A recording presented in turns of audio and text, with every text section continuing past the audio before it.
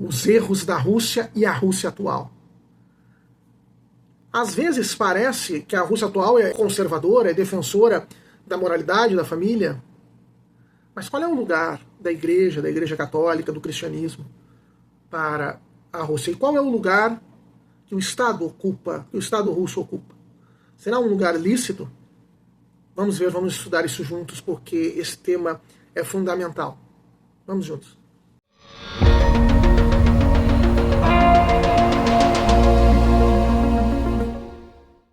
Olá, paz de Jesus, que bênção, estamos novamente juntos. Meu nome é Manuel Guimarães, da comunidade Paz Mel, e estamos aqui novamente para falar da urgência da mensagem de Fátima, esse estudo que nós estamos fazendo, agora estudando sobre os erros da Rússia.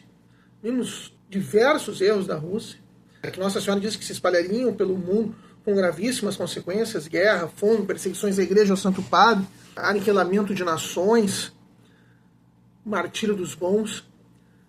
E fomos vendo como isso foi acontecendo concretamente, e estamos agora vendo como está a Rússia atual, se essas coisas continuam na Rússia atual. Semana passada nós falamos de que o marxismo ele nunca se efetivou como aquilo que ele havia prometido ser. O comunismo nunca realizou aquilo que ele disse que ia realizar. Ele disse que ia realizar o fim da propriedade privada em uma sociedade sem classe, onde todos estariam na mesma classe. Isso nunca aconteceu. A Revolução Bolchevique não realizou isso. Nenhuma revolução comunista, em nenhum lugar do mundo, em nenhum momento, realizou isso. Ao contrário, sempre se fez um agigantamento do Estado. O Estado, a pretexto de se tornar um instrumento da revolução, ele se agiganta, ele passa a controlar os aspectos mais privados, mais íntimos das pessoas, quer controlar o pensamento, passa a se imiscuir em tudo, né, em todos os grupos esportivos, associações de bairro, na religião, passa a querer determinar o que é certo e errado. E isso a Rússia atual continua sendo, mesmo não sendo comunista, não se assumindo comunista, nem dizendo, nem falando nada sobre luta de classes, fim das classes sociais e fim da propriedade privada. Bem, além disso, nós poderíamos e deveríamos refletir, portanto, que quando, não só isso que nós vemos, estamos olhando para a realidade, mas quando a própria Nossa Senhora fala que os erros da Rússia iriam se espalhar pelo mundo, muitos talvez pensassem, então iria se espalhar pelo mundo uma questão de uma sociedade sem classes, a luta de classes e o fim da propriedade privada. Bom, isso não se espalhou pelo mundo. Se fosse isso, Nossa Senhora teria errado a previsão. Então, evidentemente, não é isso que Nossa Senhora quis dizer. Até porque não foi isso que aconteceu sequer na própria Rússia. Não poderia ser um erro da Rússia, porque isso não aconteceu na Rússia. Isso não aconteceu em lugar nenhum. Então, a Rússia não poderia espalhar isso, porque sequer ela tinha isso. E o que nós vimos? O que é o grande traço da Rússia? Era justamente este de que nós falamos. Deste superestado que se agiganta, que entra onde nenhum Estado jamais deveria entrar, assume funções que não é lícito que qualquer Estado jamais assuma. A doutrina social cristã, a doutrina social da Igreja diz isso, mas há um passo além. Esse Estado ele quer se tornar o senhor do certo e do errado. Ele quer poder determinar o que é o certo e errado, o bem e o mal. Fazendo isso, ele automaticamente ele está se atribuindo a si um atributo que é de Deus, e unicamente de Deus.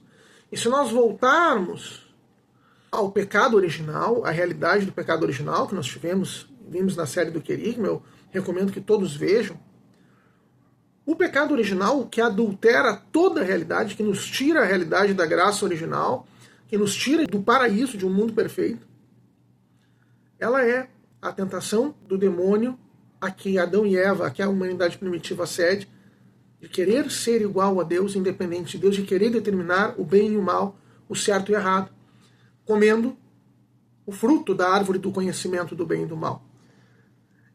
Por isso, talvez Nossa Senhora advirta com tamanha ênfase, falando de tamanha gravidade dos erros da Rússia. Quando Nossa Senhora adverte, os erros da Rússia vão se espalhar pelo mundo, trazendo guerras, fome, perseguições à igreja, ao Santo Padre. Os bons serão martirizados, o Santo Padre vai sofrer muito, nações serão aniquiladas.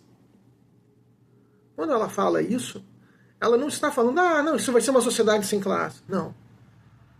Ela vai falar de, novamente, uma humanidade que se une agora no entorno de um Estado para querer assumir a posição de Deus, de determinar o certo e errado, de guiar a todos os seres humanos. E aí nós vamos ver mais do que isso, e querendo determinar ela o bem e o mal, o certo e o errado, esse Estado acaba se tornando também objeto de culto. E nisso também, assumindo o lugar de Deus.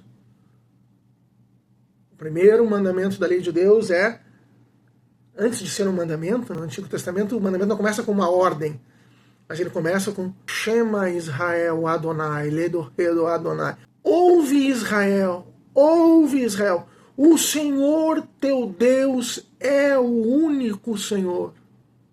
Portanto amarás o Senhor teu Deus de todo o teu coração, com todas as tuas forças, toda a tua alma, com toda a tua vontade. E o Estado totalitário, comunista, soviético, e todos que lhe seguiram, passaram a assumir essa característica de querer ser objeto de culto. Os outros totalitarismos, o nazismo, isso também aconteceu. E veja que nos principais se cria o culto àquele que encarna o Estado. Muitas vezes o Estado se encarna na imagem de uma pessoa e se cria o culto a ele. Isso aconteceu em outros totalitarismos, no nazismo com Hitler, no fascismo com Mussolini, mas nada foi tão pródigo nisso quanto o comunismo. O comunismo, não enquanto a criação de uma sociedade sem classe, sem propriedade privada, mas comunismo, o Estado total, enquanto um Estado total que quer guiar as pessoas em tudo, que invade searas que não poderia, que quer definir ele o que é certo e errado, que, enfim, quer tomar o lugar de Deus. Nós vimos Stalin, acima de todos Stalin nesse papel, antes de Stalin, Lenin. Trotsky não deu certo, mas Lenin e Stalin vivendo esse papel, Stalin na plenitude, Khrushchev e outros depois dele. Nós vimos isso com Mao Tse-tung na China e os seus sucessores, Hu Jintao e hoje o Xi Jinping, o culto a eles. Na Coreia do Norte se vê a mesma coisa. Não aconteceu isso na Cuba de Fidel. Não é inegável que a Cuba de Fidel isso aconteceu. A Iugoslávia de Tito, a Venezuela de Hugo Chávez e de Nicolás Maduro. Não sei se todos lembram aqui, mas tempos atrás nós vimos ainda o pessoal rezando a Chávez. Chávez nuestro, fazendo uma paráfrase do Pai Nosso. Chávez nuestro, estás en cielo. E tal. O Estado ocupa o lugar de Deus, às vezes encarnado numa pessoa. Eventualmente não. Mas tiranetes menores, um Pol Pot, um Benjamin Dada, quiseram estabelecer o culto às suas pessoas. Enfim, não é assim hoje com Vladimir Putin. Não parece Vladimir Putin o novo czar, todo-poderoso da nova Rússia? Sem dúvida alguma. Então nós vamos notando que esses são os erros da Rússia. O Estado e os seus dignatários mais altos como objeto de culto também. E aconteceram mais coisas. Vejam que nós aqui no Ocidente nós não estamos muito ao par de algumas coisas que acontecem no Oriente, de algumas tendências intelectuais do Oriente. Nós conhecemos bem todo esse relativismo que é trazido aqui no Ocidente, ou que foi trazido muito pelo marxismo cultural, e que hoje é levado a cabo pela elite globalista, né, pelas grandes fundações internacionais, pela própria ONU, que ela controla. E nós não conhecemos tanto algumas coisas que acontecem no Oriente, que envolvem Rússia e China, por exemplo. Mas essa questão do culto a Putin é muito forte. E acredite-se ou não, Houve uma grande celeuma, um pedido de Nossa Senhora de consagração da Rússia ao seu Imaculado Coração. Houve, a gente vai falar na outra série sobre isso, mas um grande movimento para a consagração da Rússia, o que serão as consequências disso. E nunca se fez, nunca se tinha feito até recentemente o Papa Francisco fazer a consagração da Rússia ao Imaculado Coração de Maria. Em 1984, houve uma grande consagração do mundo ao Imaculado Coração de Maria pelo então Papa São João Paulo II. E depois disso, aconteceu a queda da União Soviética e um novo regime russo. Ora, nós não conhecemos bem esses autores, mas eles existem. Houve quem dissesse que então a nova Rússia era a Rússia que deveria conduzir o mundo a um cristianismo mais santo, a um cristianismo mais puro. E que o grande líder mundial, então, deveria ser Vladimir Putin. Ora, se Nossa Senhora pedia a consagração da Rússia ao Imaculado Coração de Maria e São João Paulo II, né? São Paulo II, então, teria feito, agora a Rússia era a senhora das nações e o Putin era o líder providencial que deveria ser o líder de toda a humanidade. É preciso dizer que o segredo de Fátima não diz isso.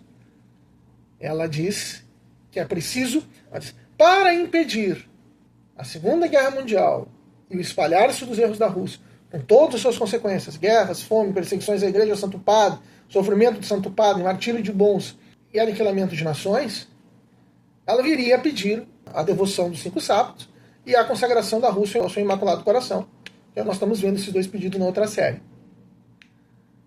E no final ela disse que no final a Rússia seria consagrada ao seu Imaculado Coração, como foi, mas muito tardiamente. Na outra série nós vamos ver o problema de a consagração ter se dado muito tardiamente.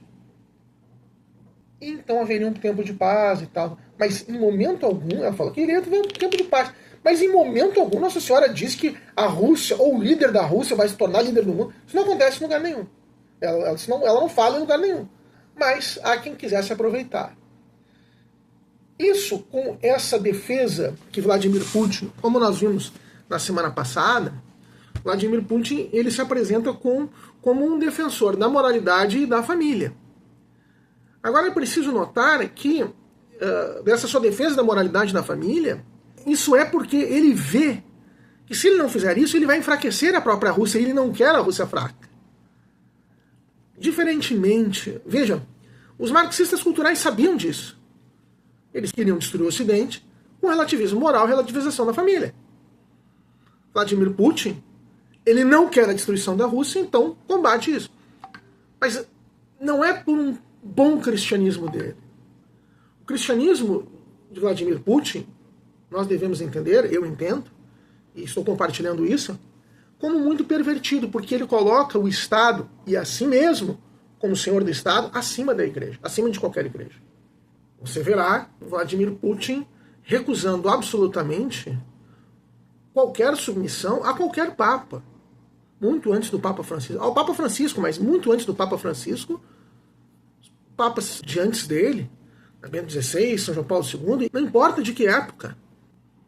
Porque no esquema de Vladimir Putin, o seu Estado tem que estar acima de qualquer religião. Existe um estudo pelo qual se verifica que a Igreja Ortodoxa Russa sempre foi muito submissa aos czares, aos césares da Rússia. O povo russo é muito acostumado com isso muito antes da Revolução Bolchevique. E isso não está correto. Jesus disse, dai a César o que é de César e a Deus o que é de Deus. Prestar culto, dizer o que é bom e é mal, o que é certo e errado, adorar como Deus, só a Deus. A César nós pagamos os tributos, nós cedemos à organização social pelo bem comum, mas nós não damos o que é de Deus a César. Em grande medida é isso que os erros da Rússia, Vladimir Putin, desejam. Existe um grande guia intelectual de Vladimir Putin que se chama Alexander Dugin. E o Alexander Dugin disse uma vez, eu tenho aqui uma entrevista dele, numa revista, em que ele está falando da Polônia, e ele fala da necessidade de destruição da igreja na Polônia, porque o papado e a igreja católica precisam cair. Na revista Fronda, ele distingue tradição e religião, e diz que a tradição é maior. Ele disse que o catolicismo é uma religião. E ele disse que o catolicismo ele tem que ser destruído. É necessário que quebremos o catolicismo a partir de dentro. Aí ele vai dizer, nós temos que fortalecer qualquer inimigo contra a igreja. A maçonaria, movimentos laicistas sejam fortalecidos para que seja promovida a cristandade heterodoxa e antipapa. Nós que somos católicos, e nós sempre acreditamos no Santo Padre, nós não podemos ser coniventes com isso. Então, nós vemos como a Rússia não é um grande exemplo. Os erros da Rússia continuam lá. O grande pecado, os grandes pecados da assunção, a quase idolatria de Estado que lá acontece, são grandes males. E nós temos que estar muito atentos com isso. E a resolução disso, a solução disso é oração, conversão, jejum, penitência, sacrifício, reparação, aquilo que Nossa Senhora pediu. A consagração da Rússia ao Imaculado Coração de Maria, que agora o Papa Francisco fez, a devoção dos 5 sábados, enfim, todas essas coisas que nós devemos aderir. Semana que vem nós vamos falar ainda, vamos voltar um pouquinho no marxismo cultural com a elite globalista, olhar o que acontece no Ocidente, para entendermos que algumas pessoas ficaram com algumas dúvidas. E aí nós vamos encerrar essa parte dos erros da Rússia para irmos para a parte final da segunda parte do segredo e depois a terceira parte, então.